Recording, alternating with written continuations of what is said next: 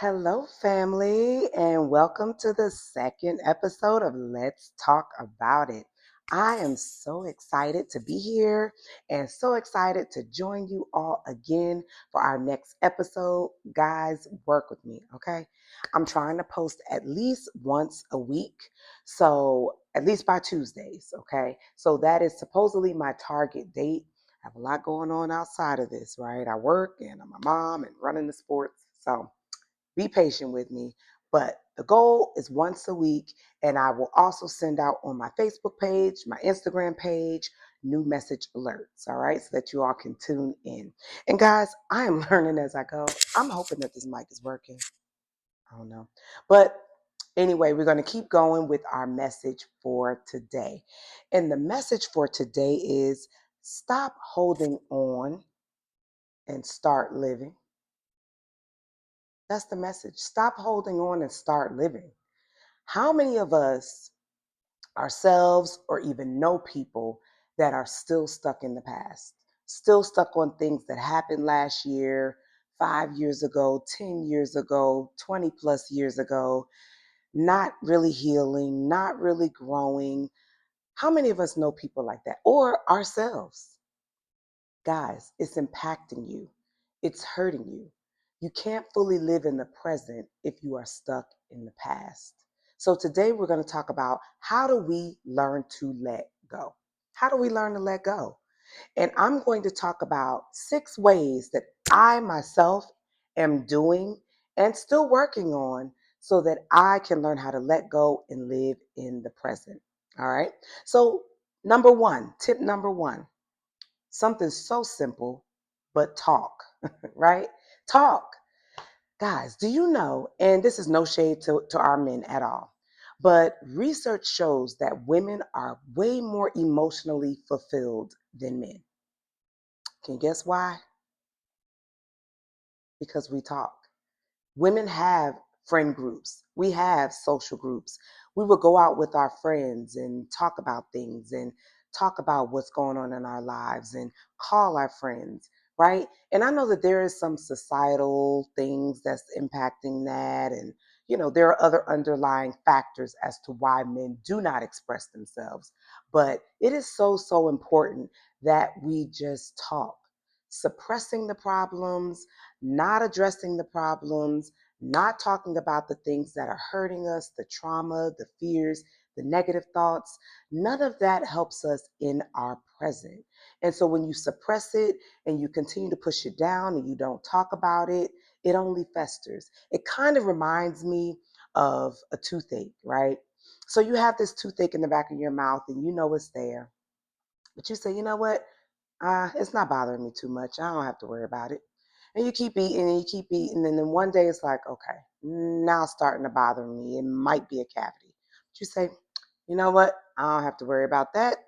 I can just eat on the other side of my mouth.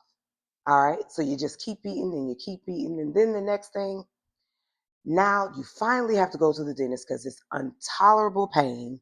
And now you need a root canal, right? So that's kind of the analogy that I think of when we don't talk about it. And guys, I am a licensed professional counselor, mental health therapist. So, in every episode, I am going to advocate for therapy. It is okay. Therapy is so accessible nowadays, right?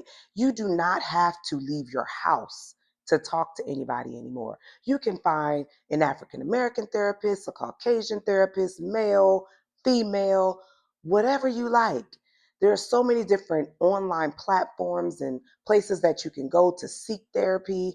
Um, you don't have to even leave your house, as I stated before. So it is not how it used to be, and the stigma is not how it used to be. And I will say, and I'm very, very proud of us as a people, we're so resilient that even when I was practicing, you saw more and more African Americans, going to therapy and really, really trying to work through those problems. So I think it is important that we continue to walk in that path. Seek therapy.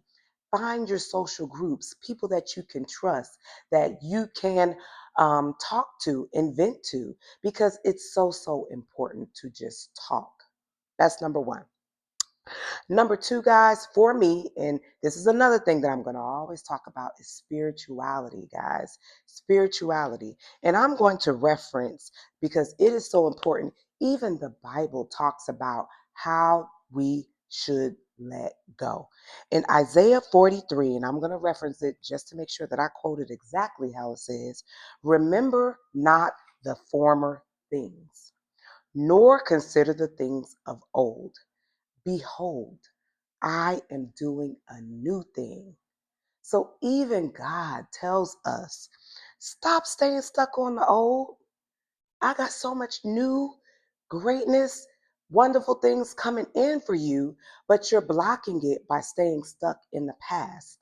And guys, this is where therapy is also important. So when I tell you these six things, I'm not necessarily saying in isolation. Sometimes we got to do all these things in order for it to be effective. So, guys, even in the Bible, my spirituality has been so reassuring for me. Whenever I'm going through something, and I need a reassuring word, the Bible is always there. And so Isaiah 43 reminds us and it reassures us that God is doing new things in our life. And so if we don't let go of the old and stay stuck in the past, we are blocking blessings. You're literally blocking blessings that he wants to bring in for us. So that's why um, that's another important point to remember is that let's move forward. Let's work on our healing. Let's work on our growth so that we can receive the blessings that God has in store for us. Tip three, guys, acceptance. Okay.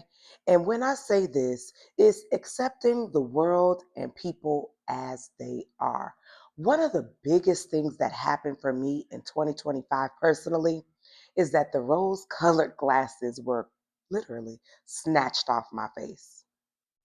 I know it's hard and it is a little triggering and traumatizing, but it also helped me to see things and people as they are.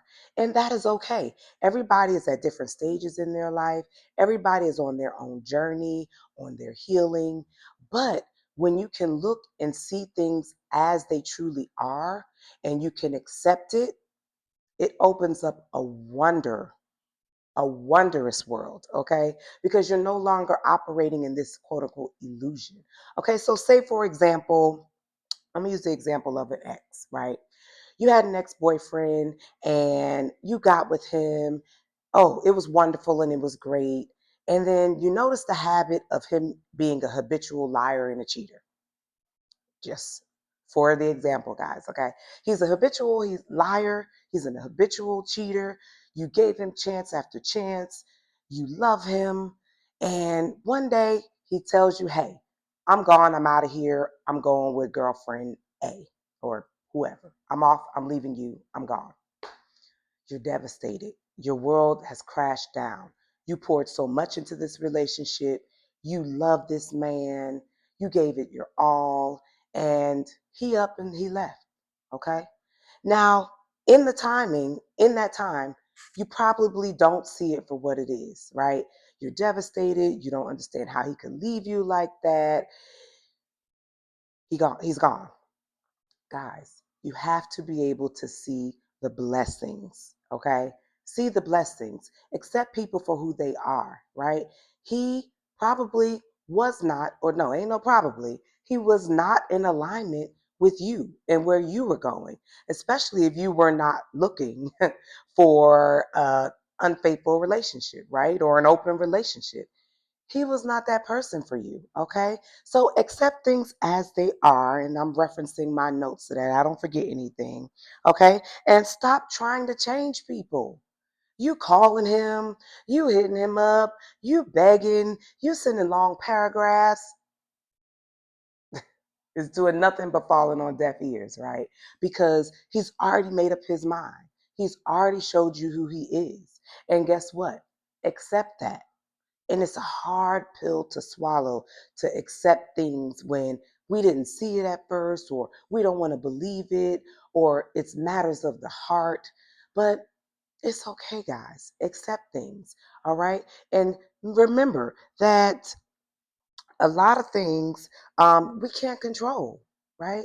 We can't control what somebody else does. We can only control ourselves. So instead of looking at this person and being mad at him and wondering why he can't remain faithful or he can't be honest, how about you take a look at yourself? I know it was a hard pill for me to swallow too. And some of the things and some of the trauma that I went through, it's like, okay, why did this happen to me? Why is this happening to me? And instead, I took a step back and say, okay, what are some things that I need to heal? How can I step forward and become a better person as a result of this? And this kind of leads me to point number 4, which is remember that most things are happening for you, not to you. Oh, my Lord. I'm going to slow that down and say it again because it is so important to remember. Most things are happening for you, not to you. Guys, in a lot of cases, not all, okay, we are operating in a lot of victim mentality, right? And it's hard. I'm not saying that some cases you might have been a victim, and I'm not being unsympathetic to someone's plight, especially if we're talking about rape or, molestation or things of that. You were the victim in that case, but in some other cases, we're too busy taking the role of victim instead of taking the role of empowerment, okay? And realizing that that happened for me. That happened so that I can see, again, like we were saying in our last point about acceptance, that happened so that I can look at patterns that I need to heal, okay? So, another example, say you've been on a job for 10 years and you gave it your all. Guys, you gave it your all. You woke up every day, you went to that job, you clocked in, you did your best, and then one day you walk in and there's a pink slip on the desk. And you're devastated. You're like, oh my gosh, what, what am I supposed to do? This is my bread and butter. This is how I make my money. What am I going to do? Right? Instead of stepping back and saying, you know what? Maybe this is my opportunity to pursue that higher paying job that I kept putting off. Maybe this is my opportunity to open up and pursue that purpose project or that passion filled purpose or that mission. And guys, sidebar, if you have not checked out my first video, check it out because this is just a little nudge or reminder to stay focused on the mission and not just the money. So sometimes, things happen for us. A lot of times, things happen for us and not to us. And if we can look at it from that perspective, look at it from an empowering perspective, that completely changes our mind, right? It completely opens up new ideas, new creativity. Like in using that example about the 10-year job that let you go, now it's time where you can focus on the things that you love and you enjoy. Now it's time for you to figure out, how you can monetize that passion project or that thing that God has continuously been calling you to do instead of ignoring it and just going to your 9 to 5, right? So remember, we can also look at things from an empowering perspective. How did that happen for me and not necessarily to me? And that can help us to unblock some of those blockages and those things that were hindering us, okay? Number 5, practice forgiveness. Whew, Lord. And I myself am working on this, okay? Practicing forgiveness, all right?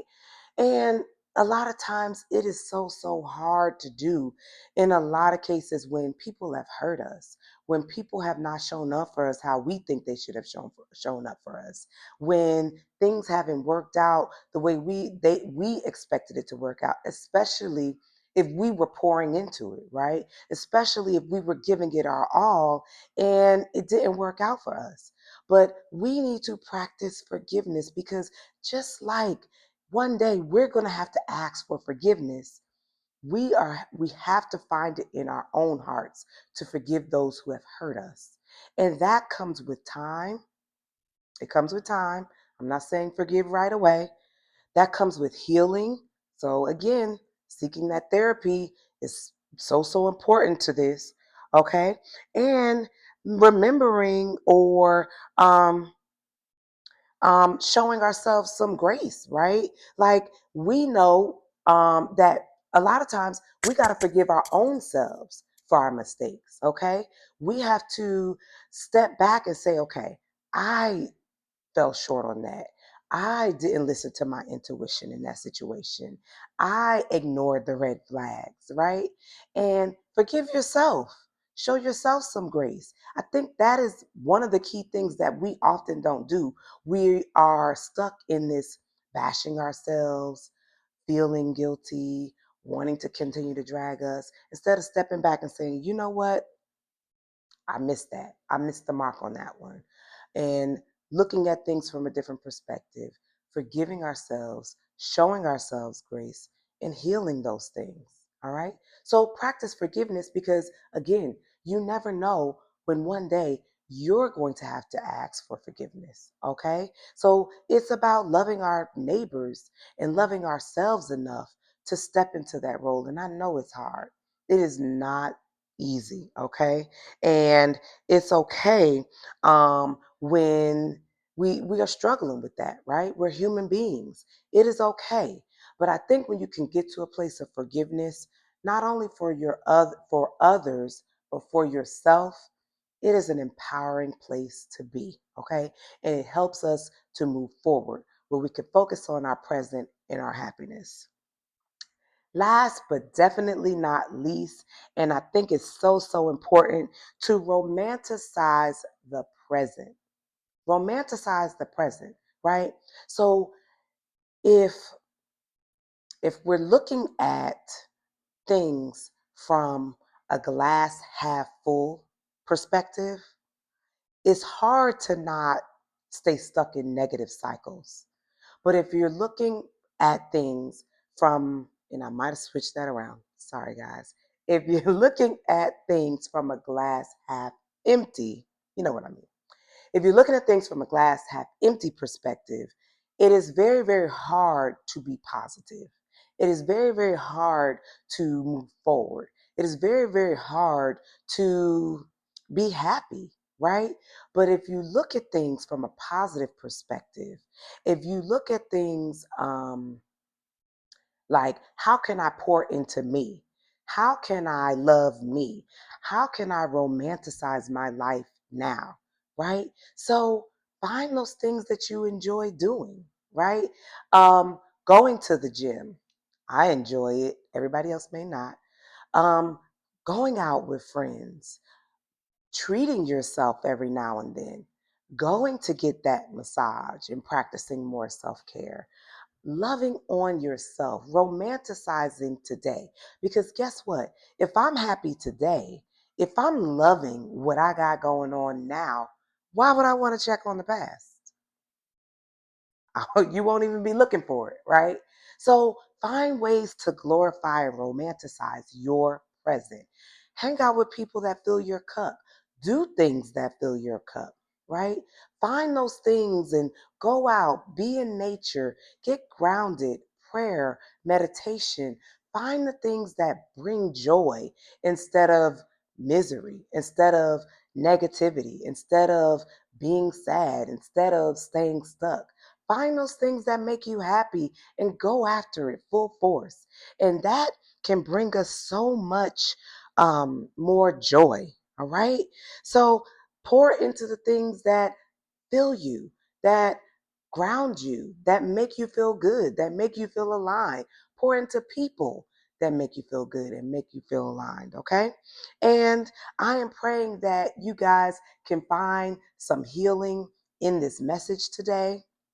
All right. So remember those six things. And remember, they may not all be in isolation. Bit by bit, we can work on these things and kind of move forward instead of staying stuck on the past. All right, family. So that is the message for today. And before you leave, remember, we're going to have our motivational message. Okay. And so the motivational message for today is: get out and get some sunlight. Get out.